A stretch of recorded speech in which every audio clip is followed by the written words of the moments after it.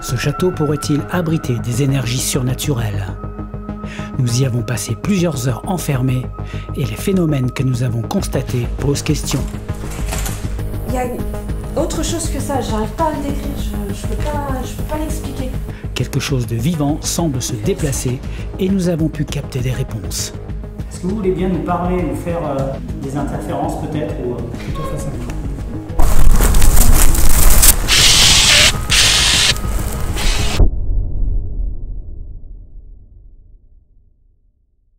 4 jours et 4 nuits de lutte acharnée en Gironde.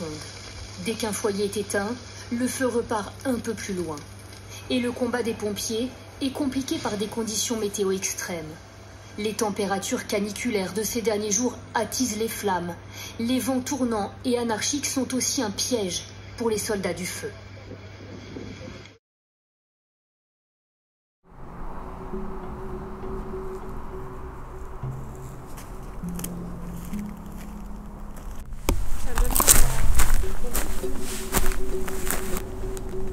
Regardez, c'est que de la cendre. Quand je marche,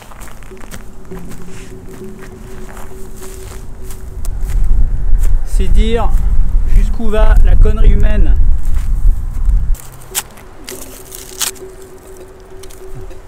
Celui-là, je sais pas s'il est mort, mais donc là, regardez, complètement carbonisé. Toute cette partie-là a été carbonisée. Et il y a même des maisons, notamment une qu'on a vue là-bas, où le feu en fait avait pris partout autour, toutes les forêts autour, sauf cette maison en bois. Donc c'est dire si les pompiers ont dû s'acharner pour la sauver coûte que coûte cette maison. Moi je pense qu'il y a un coup à faire au niveau des assurances, parce que c'est les assurances qui sont censées rembourser les gens qui ont perdu leur maison ou leurs biens. Ben, je pense que si les assurances donnaient un petit peu de fric pour du matériel de pompiers haut de gamme, mais je pense que ça pourrait les aider à moins payer les sinistrés, puisqu'il y aurait moins de sinistrés. Si les pompiers ont un meilleur matériel, ben, du coup ça les aiderait à mieux défendre, parce que là ici on a été en pénurie, hein, pas assez d'avions, pas assez de personnel, on était en pénurie de tout. C'est un miracle qu'il n'y ait pas eu des morts. Donc on va rajouter notre pierre à l'édifice. On va faire un petit remerciement à nos amis pompiers. Peut-être qu'il y a des pompiers parmi vous qui sont abonnés à la chaîne, donc n'hésitez pas à vous signaler dans les commentaires. Et puis voilà. Ben, remercie les pompiers déjà parce que vous avez fait un travail de malade. Vous avez maintenu le feu, vous avez fait ce que vous avez pu, j'imagine même pas ce que vous avez vécu. On remercie aussi les agriculteurs qui eux aussi ont apporté leur pierre à l'édifice, ainsi que tous les bénévoles. Donc merci d'avoir sauvé nos forêts. Voilà. C'est au moment où nous reprenions la route que quelques kilomètres plus loin, nous apercevons un départ de feu. Nous dépassons l'incendie et nous appelons les pompiers. Je me trouve sur la route à côté de François Breteau vin. Je pense que c'est un truc de vin, près de Guyot, là où il y a eu les feux. Et il se trouve qu'il y a un départ de feu en fait. Il faudrait savoir où c'est exactement par contre. Alors attendez, là je suis dans un village, à 100 mètres j'ai le nom du village, je vais vous le donner tout de suite. Bon, c'est Guyot sous Couchat. Non, c'est Aurigne. Aurigne, et c'est au début de Aurigne en se dirigeant, en ayant Bordeaux dans le dos. Oula. Alors c'est con parce qu'il y avait un de vos camions de pompiers qui était juste devant nous et là il a disparu. Alors, attendez, je vais faire demi-tour et puis je vais carrément y retourner, c'est pas très loin, c'est d'être à 500 mètres. Là c'est devant la maison. Là, ouais c'est bon, on arrive à côté. Tu vois là? C'était où? C'était par là. Oui, c'est ouais, là. C'est là. C'est là, on l'a. Ah ouais, ça prend, c'est plus que tout à l'heure déjà. Hein. Ouais. Mais c'est où exactement du coup? Ah ben c'est pareil, c'est dans le village que je vous ai dit, en direction de Bordeaux, c'est juste à la sortie du village. Et je sais pas si vous pouvez me géolocaliser. Non, vous n'êtes pas géolocalisé là, on arrive qu'aux uns. Là je vous ai sur Bègue au niveau de Bordeaux, alors c'est pas là. Ah putain ouais. Là le feu il est à peu près sur 3 mètres carrés et les flammes sont à peu près de 50 cm de haut quoi. Ouais. Et vous n'avez pas une rue qui est en parallèle ou un point repère? Rien du tout, on est en plein milieu de la forêt. Donne-lui les coordonnées GPS. J'ai les coordonnées GPS si vous voulez. De l'endroit exact. Allez-y, je vais prendre. Alors c'est 44.50. Nous donnons la localisation GPS aux pompiers et les dernières informations dont ils ont besoin. Il nous revient alors que nous avons un extincteur dans la voiture. Je ne sais pas si cela servira à grand chose, mais cela pourrait déjà leur faire gagner un peu de temps. Bon, on essaye d'éteindre ça, c'est sûrement pas grave, hein, mais on a appelé les pompiers et du coup c'est peut-être plus sûr de l'éteindre. Je sais pas. De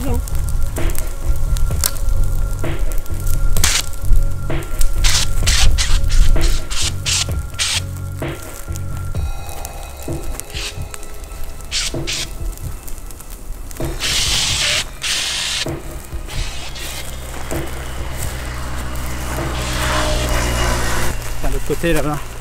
Max, là.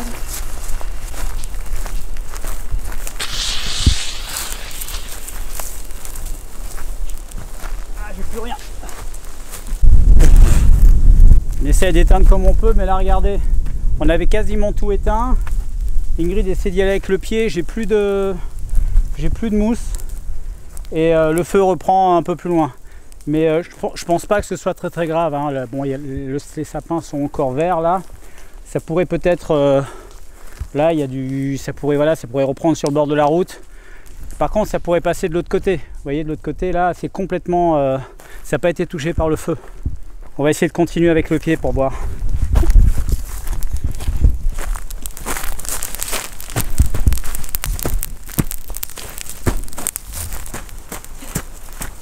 C'est d'appeler les pompiers au pire. Vas-y, on l'a fait. On l'a appelé, ouais, il m'a prévenu.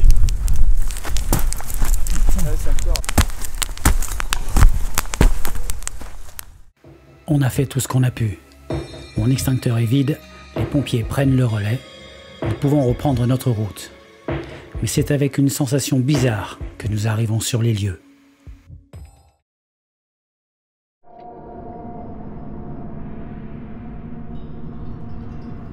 Nous avons encore en tête l'incendie que nous avons peut-être contribué à stopper avant qu'il ne fasse des dégâts.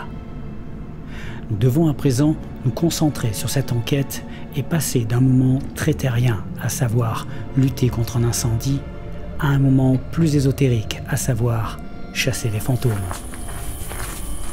Oh, c'est une bestiole. Ça doit être un gros lézard. C'est foutu les jetons tout seul. Il devait être gros pour faire ce bruit là.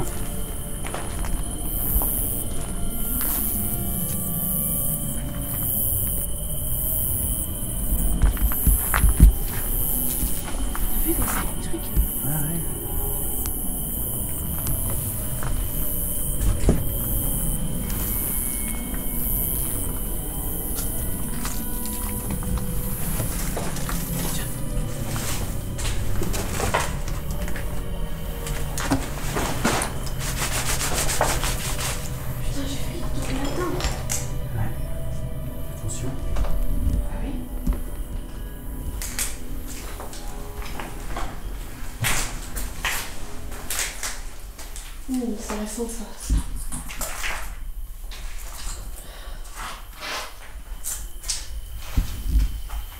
Bon, eh bien, bonsoir à tous. On est ce soir dans un nouvel endroit. C'est quoi comme endroit? Un château, manoir. Voilà, c'est un château, manoir, château, chartreuse, manoir. Donc en fait, je ne sais pas ce que c'est qu'un manoir par rapport à une chartreuse. Si vous connaissez la réponse, commentaire, moi j'aimerais bien savoir la différence. Écoutez, on est quelque part dans le sud de la France, c'est une propriété, ça c'est sûr. Maintenant on va essayer de voir s'il s'est passé des choses ici. C'est un lieu qui a l'air abandonné depuis au moins 30 ans, je dirais. Il n'y a pas l'air d'avoir énormément d'informations type papier. On est dans la cuisine, donc on ne peut pas trop se prononcer pour le moment. Ouais, on vient juste d'entrer, hein. On est là dans la cuisine, donc on ne peut pas trop dire. On verra pendant l'explo. Et puis voilà, on est reparti pour une exploration paranormale. Allez, c'est parti.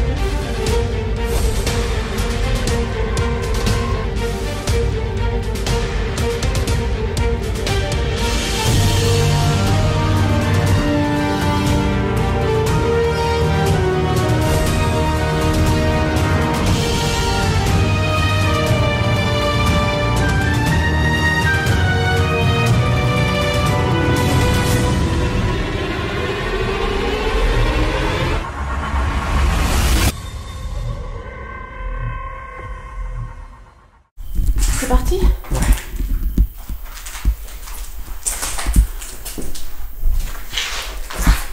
On va commencer par l'entrée. Enfin, je sais pas si on appelle ça l'entrée, on va dire le trou dans le mur. Ce serait plus juste.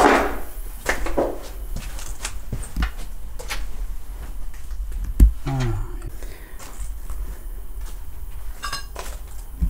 Bonsoir. On est désolé de vous déranger si vous étiez en train de vous reposer. Je vais bien regarder où je marche parce que là il y a beaucoup de détritus, de machin. Je m'appelle David, je viens de Bordeaux et ma compagne s'appelle Ingrid. Ce château est très isolé par rapport au village et en même temps il semble avoir vécu depuis un certain nombre d'années. Donc peut-être qu'il y a... Merde, c'est du polystyrène. Oui, pardon. Donc nous sommes là pour éventuellement créer un contact. Si vous êtes disponible et si vous êtes disposé à venir nous parler, vous pouvez communiquer avec nous de différentes façons, en faisant du bruit, en parlant, comment dire, en activant les appareils que nous avons sur nous. Il vous suffit de nous approcher tout simplement, de tenter de nous toucher et on a des lumières qui nous préviendront tout de suite s'il y a quelqu'un. Bon là en fait j'ai pas vu mais j'étais dans les chiottes donc bon, j'imagine que c'est pas l'endroit le plus adéquat pour chasser les esprits.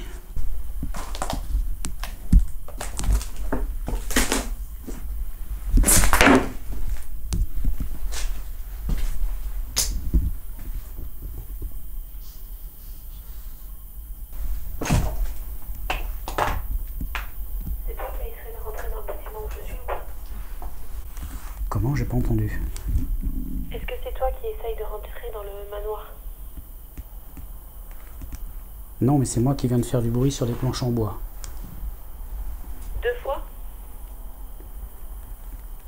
Ben, je sais pas, j'ai fait du bruit un petit peu, mais pas longtemps. Ok, bon, je vais mettre ça sur ton compte. Il y a peut-être quelqu'un qui est en train de tenter d'entrer dans le manoir, peut-être. Je pense que je l'aurais entendu. Donc, à mon avis, c'est moi qui ai fait le bruit et Ingrid qui l'a entendu de loin.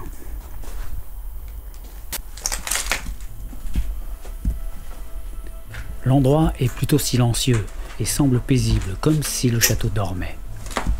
Mais le propre du sommeil, c'est que tôt ou tard, on finit par se réveiller. Bonsoir, est-ce qu'il y a quelqu'un? Est-ce qu'il y a quelqu'un dans cette pièce? Est-ce que le propriétaire des lieux est présent? Oh la vache, c'est trop risqué. Putain, il y a des planches pleines de clous.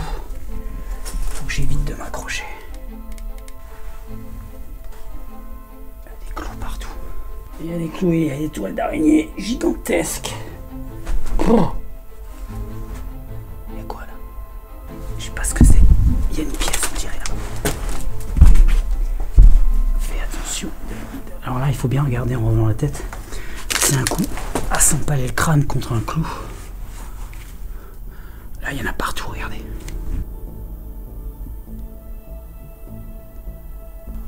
Putain, c'est ultra dangereux. Est-ce qu'il y a quelqu'un dans le coin? Ah ouais, super.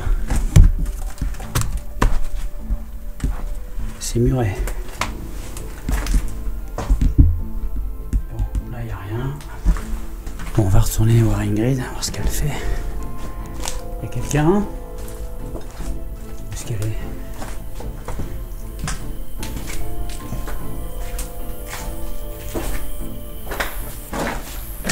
Alors? T'as eu quelque chose? Non. Non plus. Mais j'ai eu un truc bizarre. Ce que tu m'as dit tout à l'heure? Bah ouais, mais c'était là, ici, je pense, dans cette pièce-là. Parce que ça me semblait être dans le manoir, pas en dehors.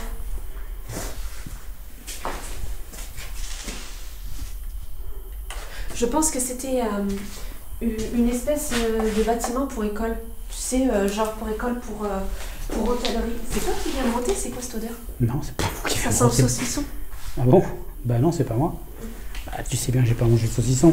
Bah ouais, mais bon, je peux pas demander, regarde. Matériel de repassage, et là, fer à repasser. On dirait une espèce d'école hôtelière. Dessus de Jeannette, dessus de table, molleton, matériel de repassage, fer à repasser. Et là-bas, les cuisines sont inscrites en gros sur la porte. Je pense que c'était une maison hôtelière ou une école, tu sais, pour former les gens en apprentissage peut-être. Ouais. Porte. Je pense que c'était une maison hôtelière ou une école, tu sais, pour former les gens en apprentissage peut-être. Ouais. Porte. Je pense que c'était une maison hôtelière ou une école, tu sais, pour former les gens en apprentissage peut-être. Ouais.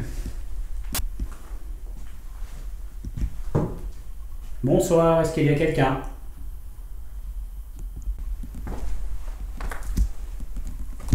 Fais attention parce que les planches sont blindées de clous rouillés.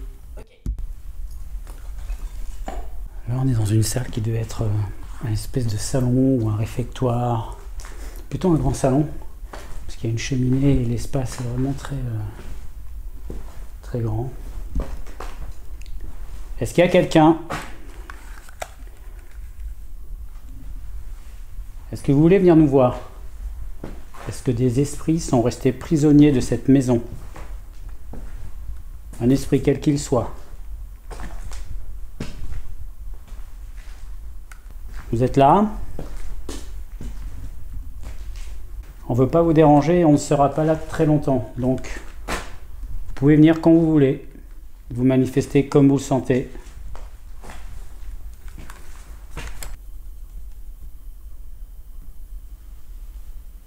On va monter à l'étage, voir un petit peu.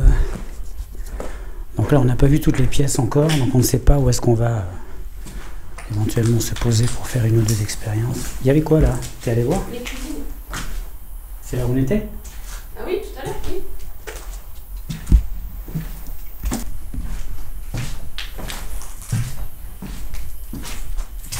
Oh là là.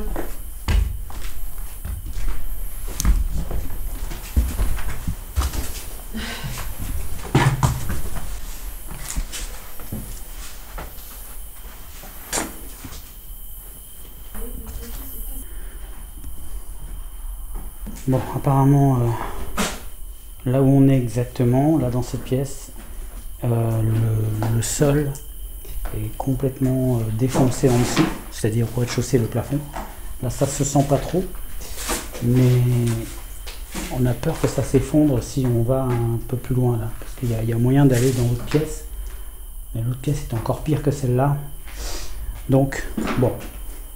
J'ai réussi à échapper au sanglier, je ne vais pas me planter ici et passer à travers le plancher. Jusqu'à présent, celui qui détient le record pour être passé à travers un plancher, c'est Indiana Fraise. Ok, on a pris quelques jouets avec nous. Et le but, c'est d'essayer de vous faire interagir. Donc, on a une petite voiture que je vais placer là. Et une balle que je vais placer là, si elle tient.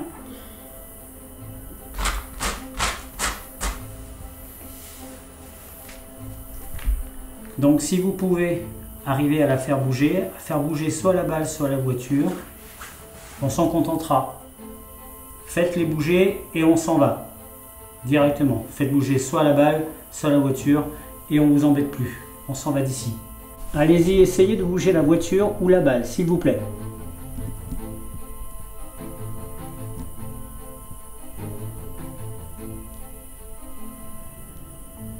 Même un tout petit peu, même à peine.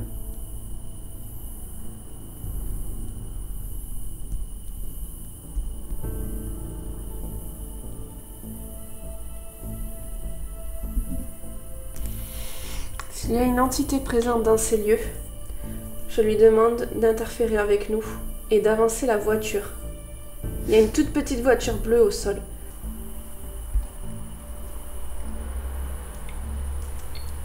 Oh. Bonsoir. Quelqu'un? Est-ce que vous pouvez le refaire, s'il vous plaît? On a compris. Super! Donc vous êtes bien avec nous, on est content de vous avoir. Est-ce que vous êtes une femme? Si oui, allumez. Ok. Est-ce que vous êtes un homme? Si oui, allumez. Est-ce que vous voulez qu'on parte d'ici? Oui? Refaites-le si c'est oui. D'accord. On vous dérange alors? Apparemment on dérange. Hein? C'est fou ça. Ça nous était déjà arrivé une fois, je me souviens. Ouais. Est-ce que c'est David qui vous dérange? Si c'est un esprit, apparemment on dérange.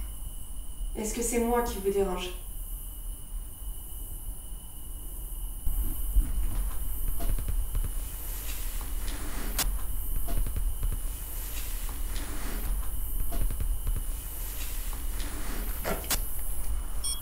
Est-ce que vous êtes encore là? Si oui, allumez un des trois.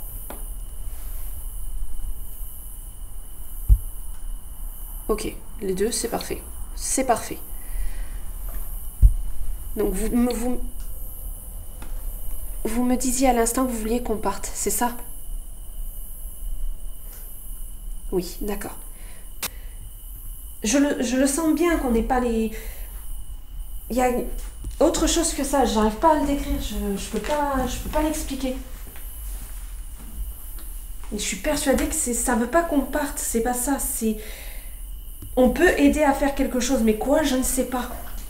Mais il y a quelque chose qui interfère, qui veut pas, ça bloque.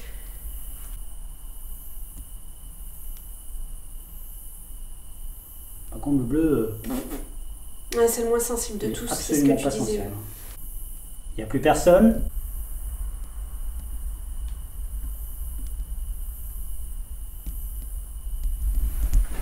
Alors, on a fait comme j'avais fait la dernière fois. On a mis une caméra avec un K2, mais cette fois avec une petite balle et la petite voiture. Et on va laisser l'esprit faire sa tambouille, si on peut dire. Si un esprit est là et si vraiment on a eu un contact tout à l'heure, on va lui demander... On vous demande si vous voulez bien activer l'appareil comme vous l'avez fait et éventuellement de bouger un des deux objets qu'il y a devant. Voilà. Et pendant ce temps, nous, on va aller se promener ailleurs et chercher autre chose.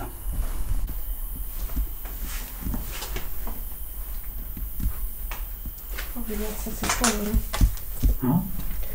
Ça s'effondre complètement là. Donc là, on est vraiment obligé de tâter le sol dans chaque pièce parce que le sol ne nous inspire pas du tout confiance. Donc je pense que ça ne doit pas rester grand chose parce que là, il y a des bières, des machins. Il y a des gens qui sont venus faire la fête ici. Hein. Le sol ne tremble pas en tout cas quand je marche. Je m'appelle David. Est-ce qu'il y a quelqu'un dans cette maison? Répondez s'il vous plaît. Il y a quelqu'un?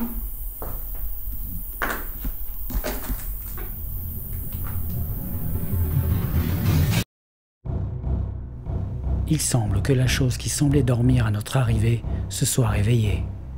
Les phénomènes deviennent perceptibles, et malgré l'expérience que nous avons acquise dans les enquêtes paranormales, nous savons qu'à tout moment, nous pouvons soit simplement perdre le contact, soit devoir faire face à des phénomènes qui, pour certains, pourraient même nous mettre en danger.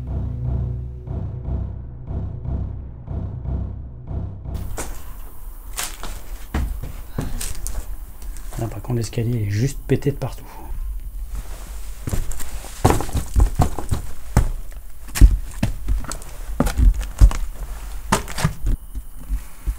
Oh putain! La tuyauterie. C'est quoi qui m'a fait peur? Tu l'as encore sur toi. Ça m'a fait super peur ce truc là. Ça m'a touché le... On n'est vraiment pas là pour vous déranger. Le sol il vibre un petit peu. À quel âge êtes-vous mort? Est-ce que vous êtes mort ici? J'enchaîne les questions justement pour provoquer une réaction. Répondez. Manifestez-vous. S'il y a un esprit, qu'il se manifeste maintenant, s'il vous plaît.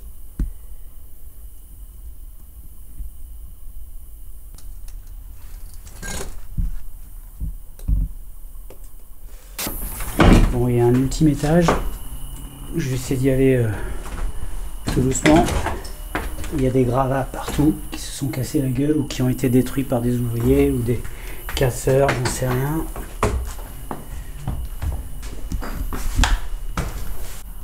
Quelqu'un? Vous pouvez communiquer avec nous à l'étage en dessous si vous voulez. On a des appareils.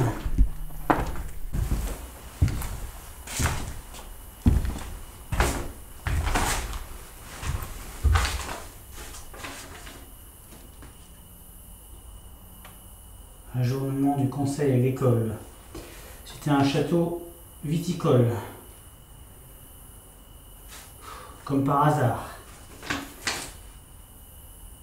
Bon, avant ça, ça devait être autre chose, mais les châteaux viticoles, je commence à en avoir ma claque, moi, personnellement. Dès qu'on va dans un château, c'est un château viticole. Y a quelqu'un?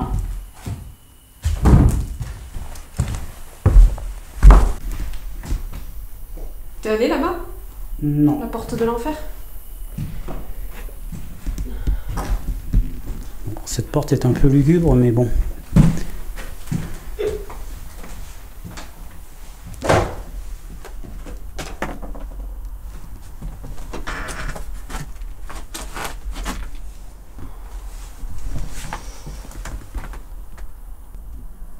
Y a quelqu'un avec nous? Est-ce que vous savez en quelle année on est? Est-ce qu'il y a quelqu'un avec nous? Chaton. Putain. Oui, y a quelqu'un? C'est pas possible. Super. Est-ce que vous savez en quelle année nous sommes? Si oui, allumez. Sinon, ne faites rien.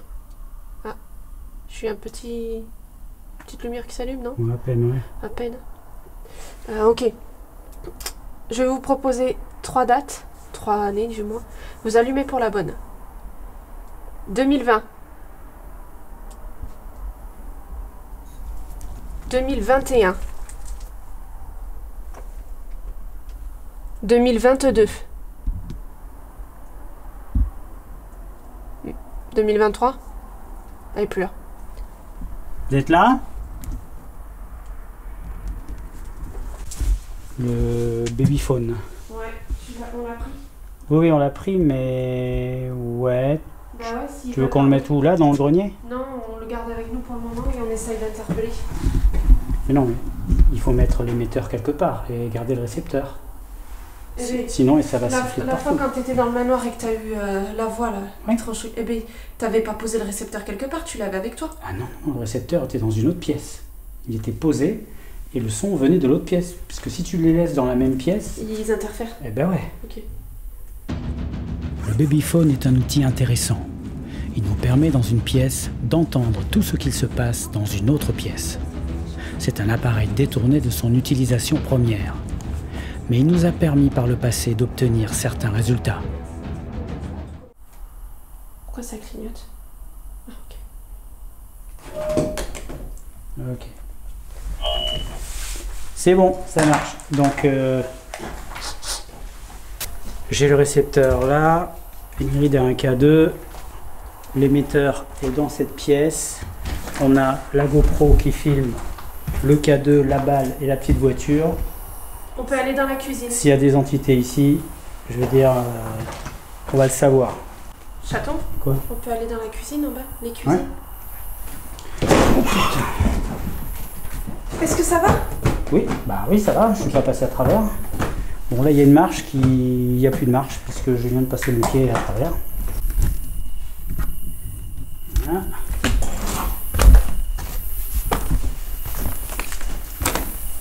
Amortis bien en descendant parce que là, les dernières, elles sont plus solides, mais...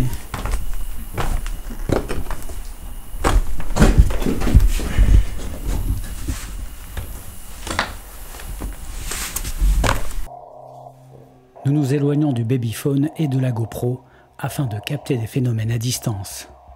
Et c'est la GoPro, qui va en tout premier capter quelque chose.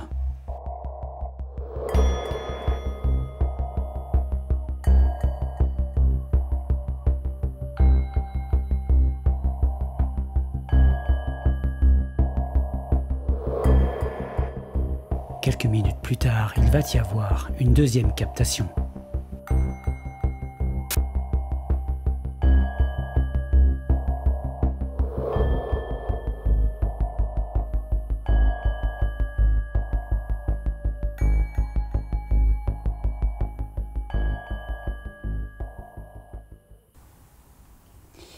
Le problème, c'est que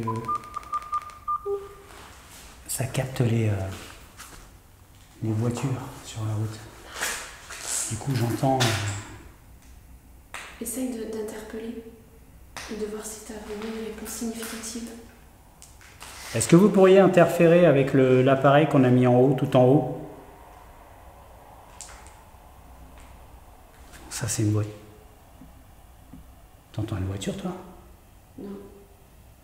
Mais elle vient de là-haut, là-bas. Les voitures, elles passent là-bas. Par contre, j'entends vraiment ta chaussure qui craque sur la route. On n'entend pas du tout les voitures d'ici, alors qu'on devrait, mais en haut... Est-ce qu'il y a quelqu'un avec nous? Chaton, j'ai une réponse. Très bien. Putain. S'il y a quelqu'un avec nous, allumez-le. Comme vous venez de le faire. On n'est pas là pour vous chasser, vous l'avez bien compris. On est là juste pour discuter avec vous. Il y a différents appareils éparpillés dans tout le bâtiment, si je puis dire. Essayez d'interférer avec l'un d'eux. Par exemple, celui qui est au grenier. Le blanc. Est-ce que vous pouvez parler dedans, s'il vous plaît?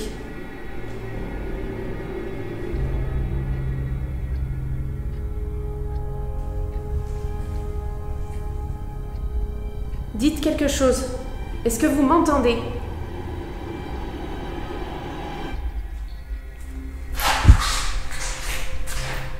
Très bien, donc vous m'entendez. Je vous entends aussi.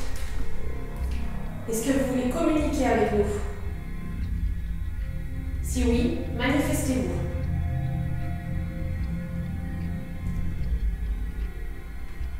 Vous faites un bruit. Parlez-moi.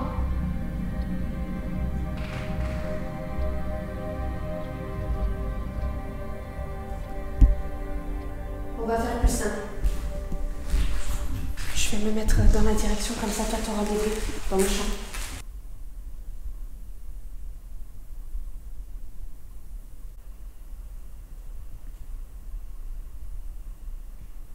Ils sont plusieurs. J'entends une espèce de... Comme si...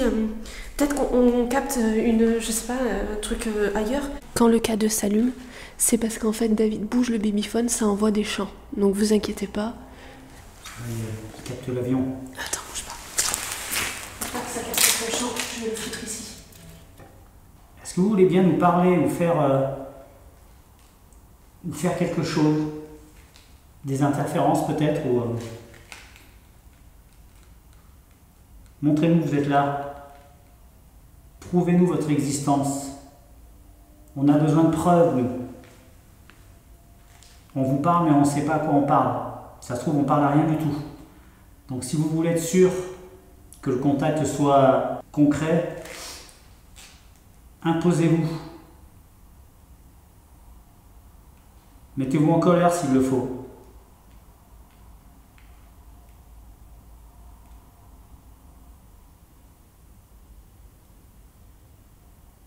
Allez, même chose. S'il y a quelqu'un avec nous, s'il vous plaît, faites un bruit dedans. Il est au grenier. Parlez dans le grenier, s'il vous plaît. T'as entendu? Non. T'as entendu? Non. T'as entendu? Non. Tu as entendu, chaton? Mets-toi face à moi. Quand je te filme, t'es tout le temps de dos. Oui, c'est pas grave. Non, plutôt face à moi. Oui, c'est pas grave. Non, plutôt face à moi. Oui, c'est pas grave. Non, plutôt face à moi. Je vous ai entendu. Très bien. C'est vraiment très bien ce que vous faites.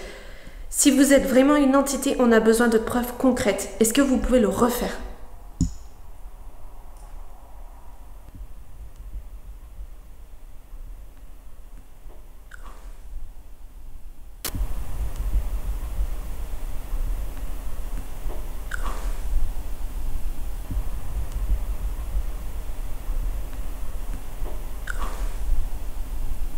Oh, t'as entendu là? Oh putain de merde.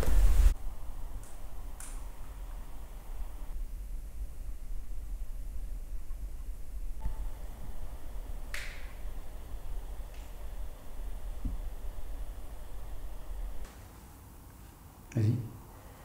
Est-ce qu'il y a quelqu'un avec nous ce soir? Si oui, qu'il se manifeste.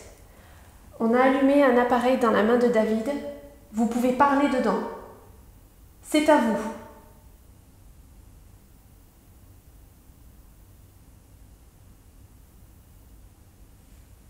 Vous pouvez parler dedans. C'est à vous.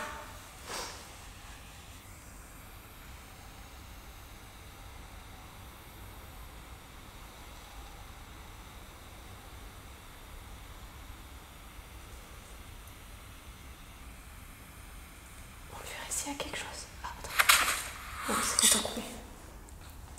Bonsoir. Est-ce qu'il y a quelqu'un?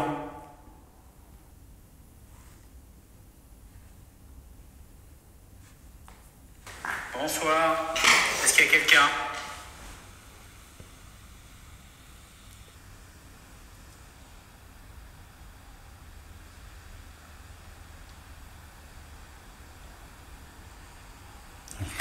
Qu'est-ce que t'as entendu? C'est nous qui avons bougé là. Non, j'ai pas bougé. Pourquoi? Qu'est-ce qu'il y a? Ça doit être un peu avant.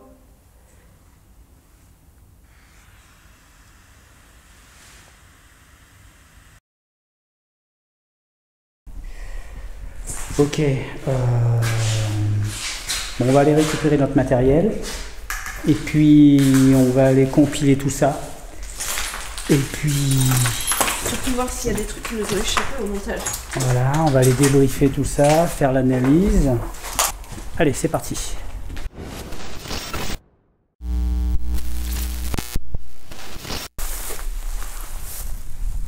Chouette le lieu pour l'analyse des images. Je ne savais même pas qu'il y avait ça proche de Bordeaux, des endroits très sauvages. Et il y a vraiment des kilomètres à la ronde où il n'y a rien. Donc je suis venu là, m'isoler un peu et camper pour la nuit. Et puis comme j'ai eu souvent la question depuis quelque temps sur la chaîne, je vais vous montrer ce que j'emporte dans mon sac à dos pour les explorations. Mais ça, je vous l'avais déjà fait il y a un petit moment, mais je le refais puisque là j'ai opté pour le style minimaliste. Et donc j'ai un peu changé ma façon d'aborder les explorations et le matériel que j'emporte avec moi. Ça c'est sec de chez sec. Hein. Il y a plein de... Oh putain, il y a des bestioles. Putain, c'est quoi cette bestiole? Berk. Putain, il faut que je vous montre un truc. Je le crois pas. Ils viennent de parler d'incendie à la radio, mais j'ai pas percuté où c'était. Et là, ça a pris feu à peine un kilomètre de moi, quoi. Et ça brûle. Putain, il y a des bombardiers d'eau qui tournent. On va croiser les doigts pour que ça s'étende pas comme le dernier. Pendant la nuit, je vais quand même faire gaffe. Hein. Je vais quand même jeter un œil de temps en temps parce que... Bon, maintenant il faut monter la tente et ça ne va pas être une partie de plaisir. Enfin, pour moi qui ai deux mains gauches.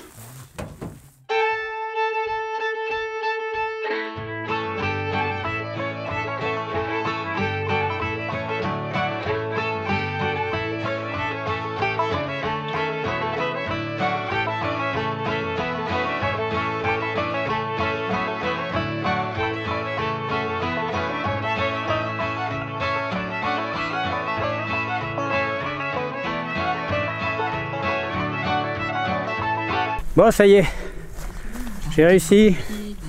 Je suis fier de moi parce que je suis vraiment une bille quand il s'agit de monter même un meuble Ikea, une étagère Ikea, c'est juste un enfer pour moi.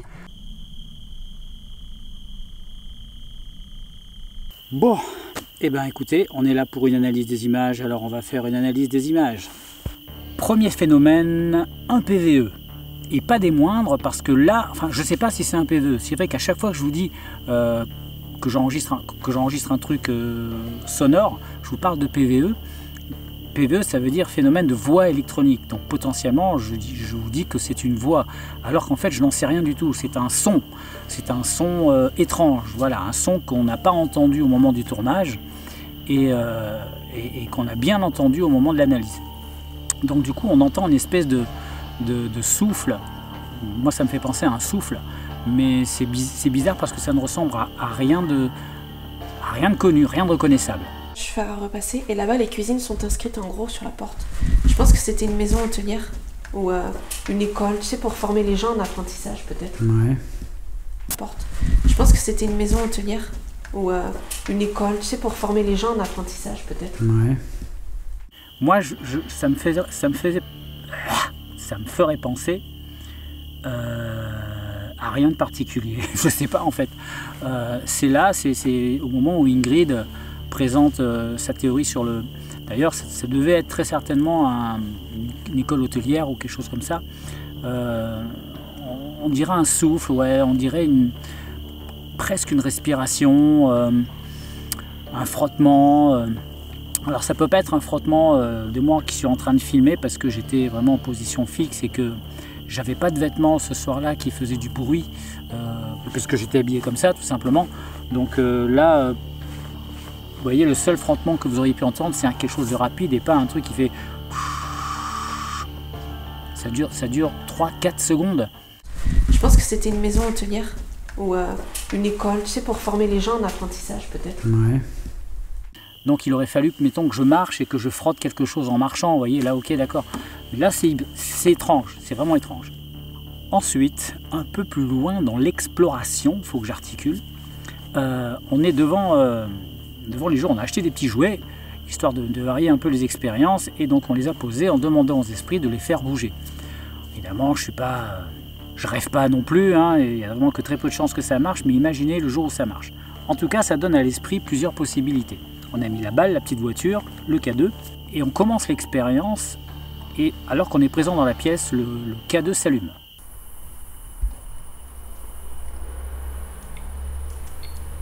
Oh. Bonsoir. Quelqu'un? Alors il s'est allumé 2 fois, je crois, il s'est allumé plusieurs fois avant de s'arrêter complètement.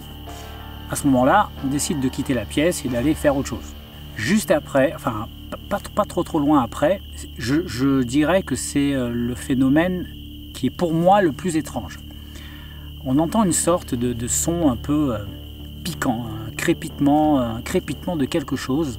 Alors je me suis creusé la tête pour savoir ce que ça pouvait être, et là encore, je ne sais pas. C'est d'ailleurs pour ça que je trouve que c'est un phénomène étrange.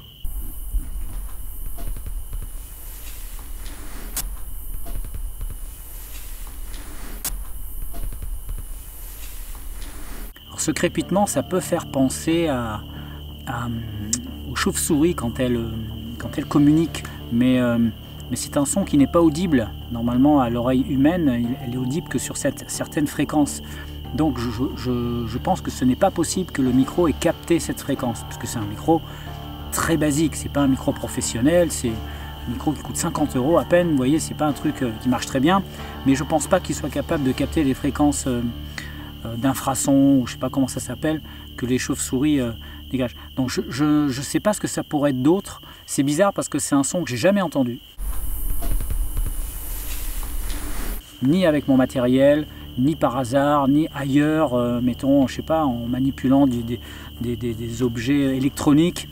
J'ai jamais eu ce son-là. Je sais ce que c'est que des distorsions, je sais ce que c'est, mais ça ressemble pas à une distorsion, ça ressemble à rien. Et c'est ça qui est étrange. Ensuite, on monte tout en haut de la maison et on va jusque dans le grenier, enfin une petite pièce qu'on pourra apparenter à un grenier. Et là, le K2 a un bip. Est-ce qu'il y a quelqu'un avec nous? J'attends. Putain. Ouais. Oui, il y a quelqu'un? C'est pas possible. Super. Alors, lorsque le K2 fait juste un bip, comme ça, pip, habituellement, j'ai pas coutume de me dire que c'est une énergie qui tente de nous contacter ou c'est une énergie quelle qu'elle soit. J'ai tendance à me dire c'est un bug.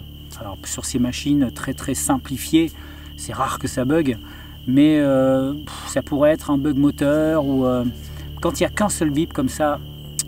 Après, quand il y en a plusieurs, fluctuants, etc., là c'est autre chose. Mais celui-là, je vais le mettre de côté exprès. Alors ensuite, on installe les babyphones, le babyphone émetteur dans la pièce à côté du grenier, et ensuite on descend à la cuisine. Et pendant qu'on descendait à la cuisine, eh ben, le K2 qu'on avait laissé avec la GoPro dans la pièce juste avant avec les jouets, et bien là le K2 a réagi.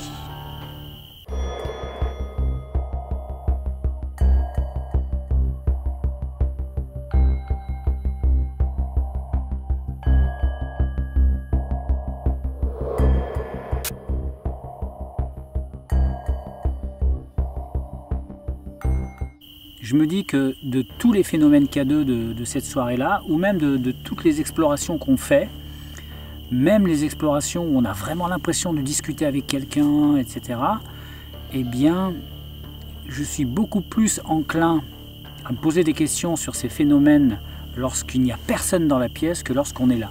Parce que lorsqu'on est là, on peut avoir le téléphone en mode avion, on peut n'avoir aucun engin électronique sur nous qui ne fait pas d'interférence, on peut être sûr de ça, mais il peut toujours y avoir un doute raisonnable. Peut-être, je sais pas, je dis n'importe quoi. La somme de tous les objets électroniques qu'on a sur nous, eh bien même si chacun ne rejette que très peu d'ondes électromagnétiques, eh bien peut-être que tout ça conjugué, ça pourrait peut-être faire réagir un K2. Je dis ça, je dis rien, il faudrait faire des tests. Mais par exemple, alors que quand vous n'êtes pas dans la pièce, là, il n'y a aucune contestation possible. Vous ne pouvez pas être... Putain, il m'a fait peur ce papillon. J'ai cru que c'est que... bon, bref. Il n'y a pas de contestation possible. On était 2 étages en dessous ou 1 étage en dessous et le K2 s'est allumé. Donc là, ça veut dire qu'il y a une énergie, quelle qu'elle soit explicable, ou en tout cas naturelle ou surnaturelle, il y a une énergie qui est passée par là et qui a activé le K2. Et ça, moi, ça me fait waouh. Pour moi, c'est waouh. J'aime ce genre de phénomène parce que là, je ne peux pas l'expliquer. Ensuite, on est dans la cuisine et on écoute le babyphone et puis on a installé le K2. Et là, le K2 va biper 2 fois. 2 petits bips. Dites quelque chose. Est-ce que vous m'entendez ?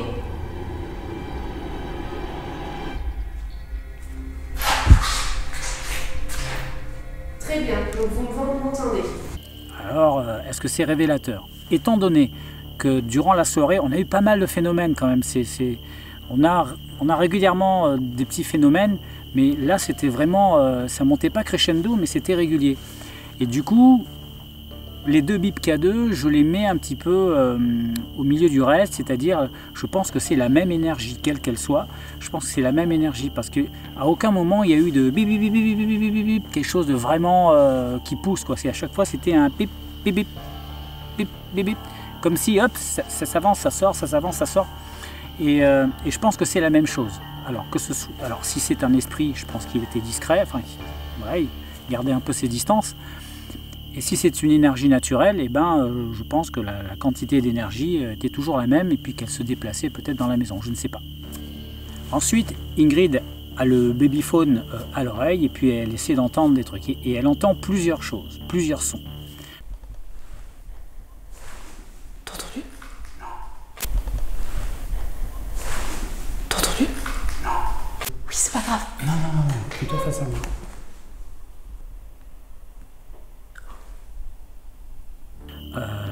Le problème du babyphone, comme du PVE, c'est toujours la même chose. Si ce n'est pas audible, ce n'est pas intéressant. Alors ça ne veut pas dire que c'est pas surnaturel, mais à partir du moment où vous ne comprenez pas ce que vous entendez, que ce n'est pas clair si c'est une voix, du coup ça a beaucoup moins d'intérêt. Si c'est par contre un son, une respiration, un grognement ou une voix monosyllabe qui prononce un son, oui, là c'est très intéressant. Mais lorsque c'est une voix ou quelque chose, un mot, une phrase, si on n'entend pas clairement la phrase, c'est pas intéressant. Elle a entendu plusieurs choses. Il y a un moment donné, elle a entendu le bois qui craque. Il me semble bien, il y avait un des bruits, c'était le bois qui craque. Et il y a eu un son que j'ai pas entendu, mais qui était très, très éloigné. Enfin, après, je l'ai entendu, mais à la réécoute. Mais c'est comme très éloigné, on peut pas trop savoir ce que c'est. Et le troisième, il y a cette distorsion. Oui, c'est pas grave. Non, plutôt face à moi. Ça, par contre, c'est étonnant parce que c'est quand même quelque chose. C'est comme si l'émetteur.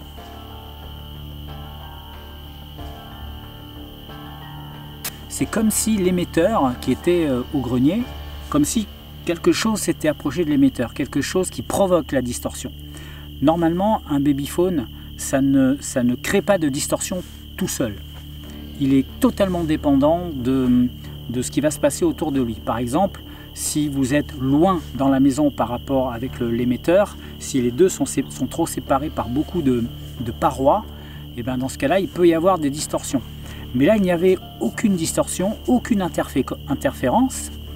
Et tout d'un coup, ça a fait ce bruit-là. Oui, c'est pas grave. Non, plutôt face à moi. Une espèce de sonnerie. On aurait pu se dire que c'était normal si Ingrid s'était déplacée et pendant qu'elle se déplaçait et qu'elle allait plus loin encore, boum, il y a une interférence. Parce que là, les deux, l'émetteur et le récepteur, se cherchent. Donc là, il est possible que ce soit... Mais là, elle ne bougeait pas. Et c'est ça qui est bizarre. C'est très certainement naturel, hein, puisqu'il n'y a rien qui puisse nous faire penser à quelque chose de surnaturel, sauf si c'est peut-être un esprit qui tente de se faire entendre et qui provoque une distorsion. Ça, c'est tout à fait plausible. Ok, donc maintenant, je vais vous montrer ce que je mets dans mon sac, étant donné que je mets beaucoup moins de choses qu'avant. J'ai décidé de voyager léger parce que me balader avec un sac de 8 kg sur le dos pendant toute une exploration, c'est un peu chiant et je voudrais voyager le plus léger possible. Donc, mis à part sur les gros tournages, on va dire sur les tournages habituels, déjà je vous présente mon nouveau sac. C'est le Pentagon Kyler 20. 20, c'est pas le litrage, 20 c'est la mission. C'est-à-dire, c'est comme la série des Rush, le Rush 24, Rush 12, Rush 72, c'est le nombre d'heures. Rush 20, c'est pour une mission de 20 heures. En gros, une journée. Donc théoriquement, vous pouvez mettre dedans tout ce qu'il vous faut pour 20 heures. C'est un sac de 34 litres. Donc il y a quand même pas mal de contenance. Moi, avec un 34 litres, je pars une semaine en voyage, hein, sans problème. Pays chaud, hein, pas pays froid, mais voilà. Pour quelqu'un qui fait un roulement avec ses vêtements, ses sous-vêtements notamment, vous les lavez, etc. Et avec ça, ça suffit. Bien sûr, ça passe en sac cabine, évidemment. On va commencer par la première poche. Vous devez vous dire, David, il change de sac tout le temps, c'est un malade mental. Eh bien, je vous dirais, si vous pensez ça, vous avez parfaitement raison. Alors, qu'est-ce que j'ai mis? Bon, là, j'ai mes gants, toujours mes gants, mes mitaines. Ici, donc sur le premier rabat, je mets mon capteur de champ magnétique. Donc j'ai de la place, hein, là j'ai encore de la place. Vous voyez, là il était plein pour ce soir. Normalement j'ai ma veste encore dedans, mais voilà. Donc là on a un petit objet qui est très sympa. C'est pas mon portefeuille, non, c'est le portefeuille d'Ingrid. Non, je plaisante. Non, c'est un rangement pour les cartes SD. Donc voilà, c'est très pratique. Rouleau de scotch noir. La bande adhésive, c'est la vie, c'est ce qui vous sauve un tournage. J'ai une boussole Décathlon. Ici, j'ai un dictaphone de secours, un petit labello pour les lèvres et un briquet pour le feu. On va éviter ce soir, hein. Donc voilà, ça c'est le matériel minimum. À côté de ça, qu'est-ce que j'ai? J'ai un stick qui fait de lumière verte. Vous savez, on casse le bâton et voilà, ça fait de la lumière. Ici, j'ai ma lampe de couleur, important pour faire des ambiances. J'ai mon petit sac contre la pluie. C'est un sac pour caméra, hein, pour appareil photo. Où là, on enferme l'objectif là et comme ça, vous pouvez manipuler votre appareil en mettant la main devant. Vous pouvez voir votre écran. Voilà, c'est pratique. Sous la pluie, ça marche très bien. Ensuite, on a la poche principale Il commence à y avoir des moustiques. Alors ce qui est bien sur ce sac, c'est que hop, il s'ouvre complètement. Bon, là c'est un peu le bordel parce que j'ai mon matériel de tournage qui est là, voilà. Mais bon, globalement, j'emporte toujours avec moi ma GoPro avec une lampe pour la GoPro. J'ai ensuite ma trousse de secours, bien entendu. J'ai un bonnet d'hiver que je n'utilise pas pour... si, des fois je le mets, mais globalement c'est pour protéger mon matériel, puisque j'ai découvert que les vêtements sont de très bonne protection pour le matériel vidéo. Ça évite de prendre de la place dans le sac avec des espèces de trucs solides comme des housses, des machins qui prennent beaucoup de place. Je mets mon boîtier à l'intérieur, hop, je mets mon boîtier donc au milieu du sac et autour je dispatche mon matériel, la trousse de secours là, ici le matériel, ce qui permet que ça va amortir et mon matériel est protégé. Ici c'est une petite housse pour la bâche qui est par terre là. Ça c'est un gant de toilette pour me laver les fesses quand je suis sale et que je veux... Non mais je plaisante, vous déconnez ou quoi? Non, ça c'est un gant de toilette, oui, ben justement pour mettre du matériel un peu à risque pour ce qu'il y a à l'intérieur. Là par exemple l'accessoire que j'utilise pour placer ma lampe et mon micro sur la caméra, il a des bords un peu pointus métalliques avec des vis, des vis métalliques qui dépassent, et dans le sac si ça bouge, j'ai pas envie qu'une vis ou qu'une pointe vienne taper mon écran ou vienne casser quelque chose. Donc je mets ça là-dedans, hop, je lance machin et puis hop, je le mets là. La housse de la chasse cam que je vais installer d'ailleurs tout de suite pour la nuit. Je sais pas si on capte des trucs. Pas de sanglier, hein, j'ai pas envie de voir des sangliers ce soir. Et puis une petite soufflette pour nettoyer le capteur quand il y a une poussière ou une connerie dessus. Et puis là, c'est tout, tout ce que j'ai là. Ma petite corde, ceux qui avaient regardé la vidéo, donc cette corde elle me sert pas très souvent, mais elle me sert, c'est très pratique lorsque je dois escalader quelque chose d'un peu en hauteur et que mon sac me gêne ou qu'il est lourd.